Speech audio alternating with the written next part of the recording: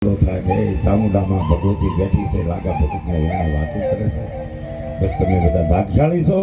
એવી માં ચામુંડા છે અને ટુકડો ના હરી ટુકડો, એનો ટુકડો ઉજળો છે અને ચારણ દેવ છે.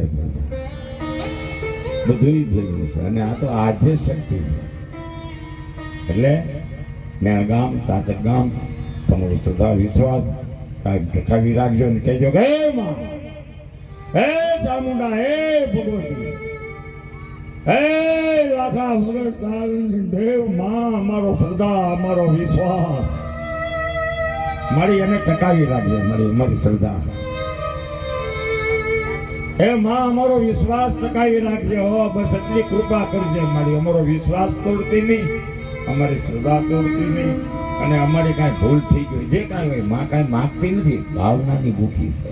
આપણે માને કાંઈ દેતા નથી, માં આપણને દે છે.